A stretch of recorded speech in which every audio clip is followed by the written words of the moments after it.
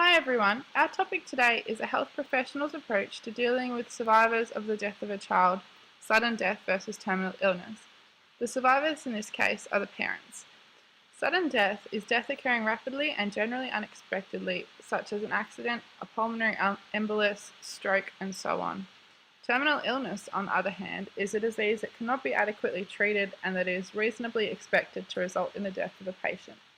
Examples include things such as cancer and advanced heart disease. The purpose of this video is to address and discuss how health professionals' approaches differ when dealing with the survivors of a child's sudden death versus a terminal illness. We will then reflect on both issues and explore what else could be done to help the bereaved and what could be done better.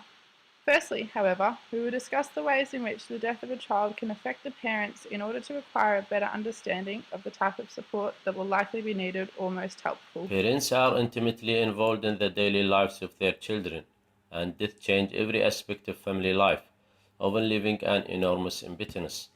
Losing a child suddenly or due to terminal illness can often present a similar set of reactions in the grief felt by parents. Although when a child dies due to terminal illness, the parent's role as a carer is often increased during the final stage of the child's life. Therefore, the feelings of helplessness may be intensified. Knowing the specific ways that parents act in grief and the biggest problems faced can help health professionals to know the type of support that is often most needed. Losing the only child may lead the parents to feel they have lost their identity as a parent, overwhelming sadness and despair, such that facing daily tasks can seem impossible. Parents may feel a sense of extreme guilt that they have failed as a child's protector and dwell on what they could have done differently, leading to intense anger and feelings of bitterness. Parents might feel that life has no meaning and wish to be released from the pain or to join their child. Another aspect of grieving is feeling intense loneliness and isolation, that the magnitude of their loss separates them from others and that no one can truly understand how they feel. Cultural expectations and roles differences also affect how parents grieve. To illustrate, men are often expected to control their emotions, to be strong, and to take charge of the family. On the other hand, women may be expected to cry openly and to want to talk about their grief. Moreover, if parents are working, they may become more involved in their job to escape the sadness and daily reminders at home. A stay at home, parents may be surrounded by constant reminders and may feel a lack of purpose. This is especially true for a parent who spent months or even years caring for a child who was terminally ill. The sudden death of a child is by far one of the most troubling moments in a parent or guardian's life. In scanning the literature on this topic, we identified helpful and unhelpful responses to sudden death from health professionals. There are two key areas where families need assistance following the death of a child. Firstly, immediate assistance at the hospital or place of death. The literature suggests that although there is training and guidelines for how to approach survivors, these are not always applicable and not always followed. Research suggests a number of unhelpful behaviors, including discouraging the parents from seeing the child's body or evading questions regarding the nature of the child's death, and not following through with providing emotional support or referring clients on to receive adequate support.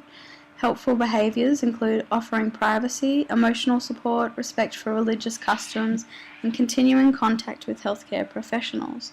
Secondly, referrals to social support and mental health services are often necessary following the death of a child.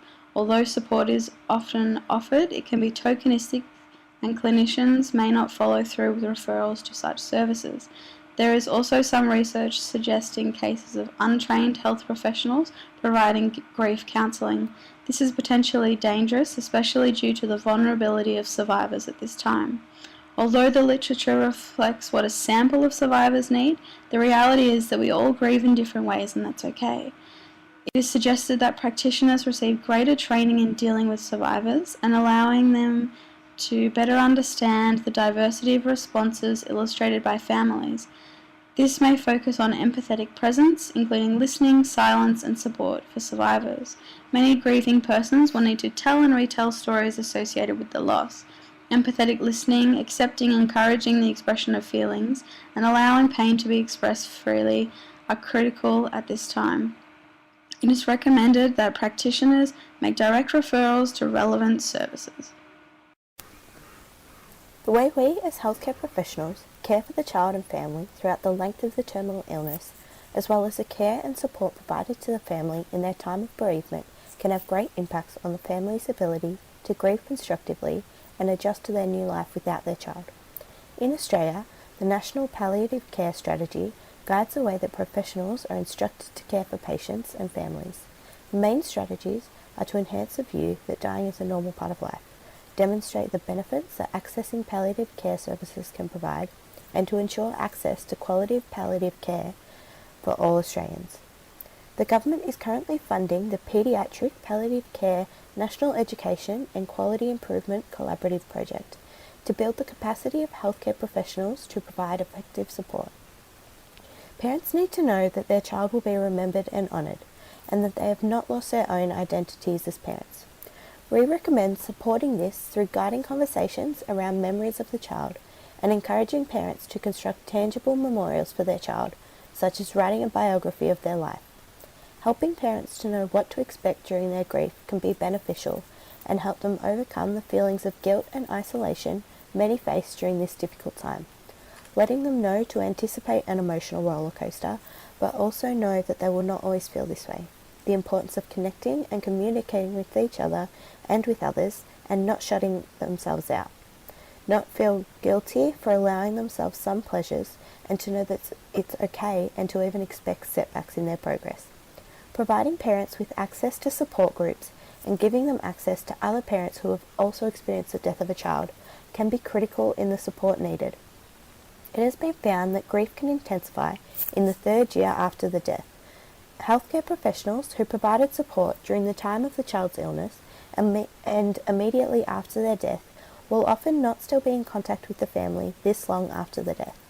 Long care support, to share their experiences with others who understand, is indispensable in adjusting to life after the death of a child. As a health practitioner, it is important that we notice the difference between sudden death and terminal illness in terms of grieving process. Terminal illness brings people a longer period of time to get ready for the anticipated grief. However, there is often no time to prepare families and staff for the events, and any follow-up is likely to involve staff who do not know the family well. The ability to cope is diminished due to the shock of the events and the additional stress that has just been imposed on the individual. Therefore, specific skills and techniques in handling families in and after this situation are particularly important, in order to provide consistent help for parents of deceased children. We believe that there is no formula that can be applied, because the most appropriate response will vary from person to person.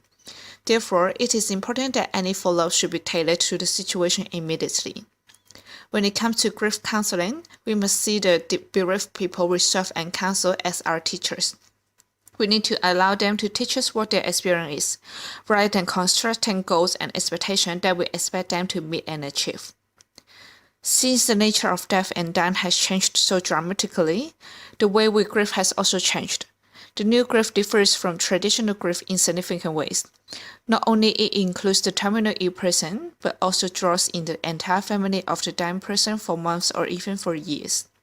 This process has the potential to alter lifestyles and force families to confront issues that were dealt with only after the death of their loved one.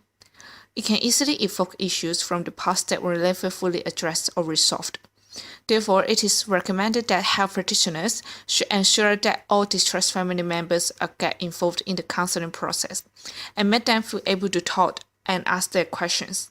The best training for health professionals is to equip them with the background theory of grief and with communication skills alongside their clinical knowledge of the child's condition. As a result, experiential learning should be provided for health professionals in order to enrich their experience in how they should cope with the bereaved families. In this clip, we have discussed how healthcare professionals approach dealing with the bereaved surrounding the death of a child, both sudden and due to a terminal illness. We've also suggested recommendations surrounding better ways to educate healthcare professionals to more effectively deal with the bereaved based on our thoughts and opinions. For personal and professional development, think about how you would like a healthcare professional to approach you having been in such a situation, as well as how you feel you would approach the situation. Another aspect to consider when dealing with bereaved families is other siblings that may be involved. And would you treat them differently than you would a parent?